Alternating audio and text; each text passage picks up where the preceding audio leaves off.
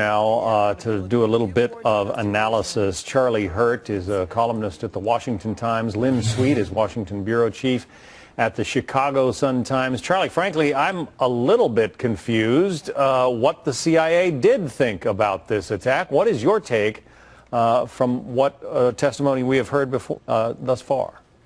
Well, there was an amazing exchange that just occurred where Morell was stated that he thought that at no point did they think that a terrorist attack and a protest were mutually exclusive, as if terrorist attacks are just sort of these spontaneous things that occur the way protests often are. And so the congressman asked him, well, are you suggesting that a terrorist attack could have turned into a protest, kind of throwing it back in his face? And he said, oh yeah, sure, that could have been it, which of course is absolutely absurd, and it shows the sort of the absurdity of the administration's story all along. You know, and to famously ask the question that Hillary Clinton asked, which is, what's the big deal at this point? You know, what difference does it make at this point? Well, that is a good question. What is the difference? Why do they keep spinning this story? Why did they not just let the facts fall out the way they naturally would, instead of trying to spin every little aspect of it? And I think that that's why we're still sitting here talking about it,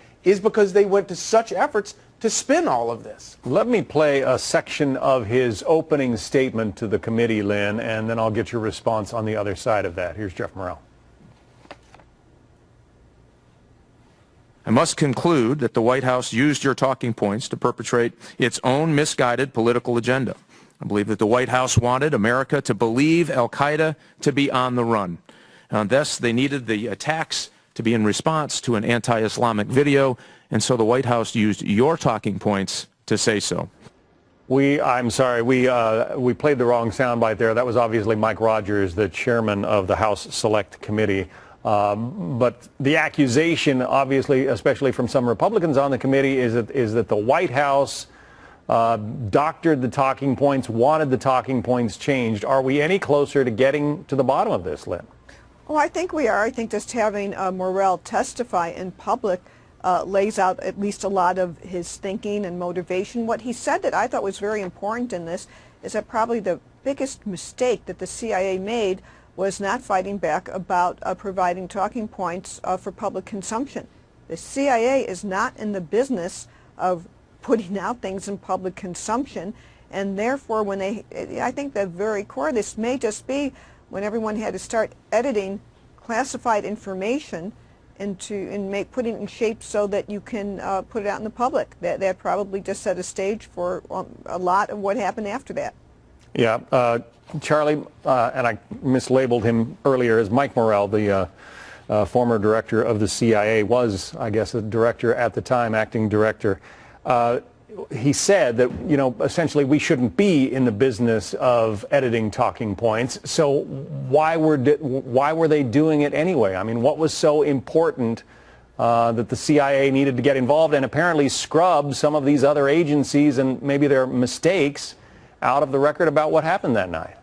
That's the central question to all of this, and the administration is not answering that question, and Morell is really not answering that question. He's suggesting, oh, we're just not very good at handling PR, you know, trying to minimize what a big deal this was. But let's not forget that at the time of the attack, this video that they blamed this all on was a very, had not been viewed very much. It was very few people had ever heard of it. But the second they blamed this attack on that video, that video went viral, and it went all across the world, which sparked hundreds or dozens of protests, deadly protests around the world. And I would argue that this administration, the CIA, is responsible for those, for all of those protests, because they knowingly blamed this clear terrorist attack on, oh, it's just a protest about a movie. Well, it made that movie famous and sparked lots of violence all around the world. Our Adam Housley has done a fair amount of reporting on this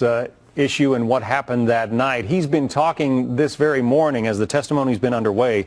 He's been talking with someone who was on the ground in Libya that night, probably, I believe, in Benghazi. And this person says, why did he, meaning Mike Morell, not ask us who were there directly Is he hiding something, he says? Analysts knew that it was a terror attack within 15 or 20 minutes. I guess that's a good question, Lynn. Well, it is, and you know, if the hearing proceeds, you might get some of the answers on it, but you know, I think it does separate out the issue of the substance of what happened on the ground, an important question, and Representative Rogers has been pursuing it for some time now, and that's important. I think at this point that taking classified information and putting it in shape for public consumption in the form of talking points isn't as important as just finding out what happened. And with Morell testifying, we are finding out more, at least about the process of his thinking and evaluating information that he got from the station chief and other people involved. We are finding out more, but I guess as I said at the top of the segment, there is confusion as well, even despite the testimony. Lynn Sweet, Charlie Hurt, we're going to go back to the hearings.